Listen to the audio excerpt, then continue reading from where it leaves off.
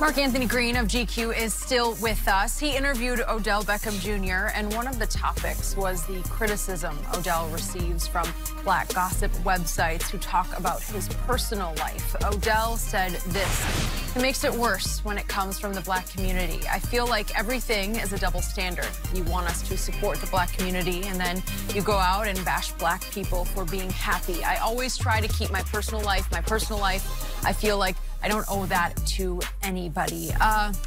So, Mark, did it surprise you how open Odell was in talking about this subject?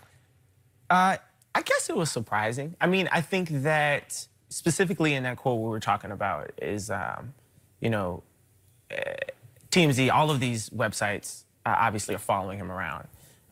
But if you look at some of the black gossip websites in particular, they were fixated on this idea that he was gay.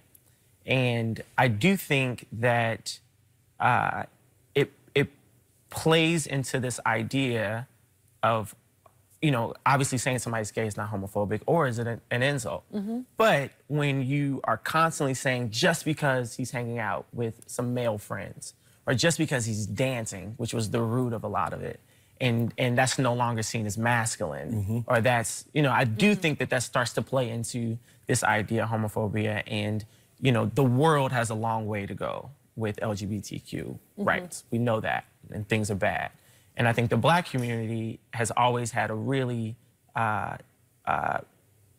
backwards relationship when it comes to homophobia.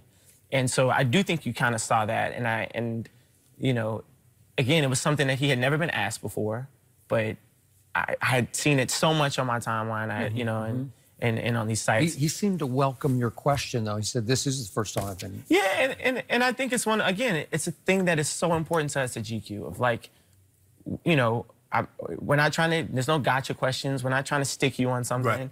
But come to us to have an honest conversation, right? And for us to give you a safe place to truly express how you feel. And you could be wrong, mm-hmm. You could have made the mistake, but I think that the way he answered it was super thoughtful, and he said a million times, like, I think another reason he didn't address this because he's like, I love my friends and family in right. this community, and I don't want it to seem like I'm. And he shouldn't have to offer an explanation. Exactly. For who we hang out with. The thing is, Skip, I get that a lot too. Yeah. People say because they've never seen me post a female, all I post is my food and my dogs. Yeah. So I'm a single.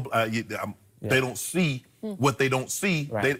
People start to speculate. Right. But I'm cool. I don't need to explain my orientation to anybody. Yeah. I'm good with who I am and what I am. Right. But that is, we are so, support black businesses and do black owned and do 100%. This. And we are sometimes our biggest critic and our biggest enemy.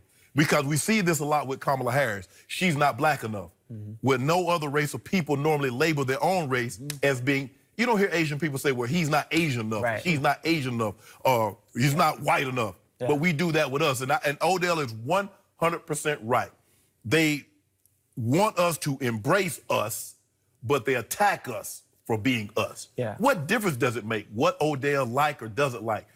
He has a job. His job is to be an NFL football player, and he's a damn good one at that. Right. So to question his manhood, I don't understand that. Well, and I don't even know if it's a question of manhood. I do think that one fair criticism of the black community is to say, well, what are you doing to help the black community? What are you doing to help your community? And well, that doesn't help. But I'm saying that doesn't help, right? That doesn't help at all. It also is not the criticism that anyone on those sites is right. making of Odell. Right. Mm-hmm. So, I think that if you make that of Kamala Harris, or if you make that of whoever, LeBron James or whatever, I think that, okay, I think that's a fair thing to ask. And I do think that, as a black man, I do think I owe my community something. I feel that personally. I don't put that on other people. Yeah, but I don't. You don't owe them an explanation about your orientation. Not at all. Not at all. But no. Didn't it sound, at least it sounded to me, like the gay slurs from the Carolina Panthers sent him over the edge during that football game? I don't think that had anything to do. I mean, let me say, we didn't talk about that. I actually didn't even think about it. I think that, if anything, he has heard gay slurs so much. And again, I want to make sure that we're very clear. Saying somebody's gay isn't a slur. Right. Okay? That's not a slur. So I think that anything that he would have heard at that Carolina game, I think he was well positioned for because of these sites. I think it's perceived because he play a masculine sport like football, being labeled that, then it becomes questioning your man. And that for us at GQ, that's such an interesting topic that in this new era we've tried to really wrap our heads around of like the idea of masculinity in 2019. Bottom line, I highly recommend reading this piece. It's online right now. So much, the new issue of GQ available tomorrow. Man, I appreciate y'all having me. Thank you. Mark Thanks for Anthony coming. Green, thank you for being here. Fascinating stuff. Nice work. We'll be right back.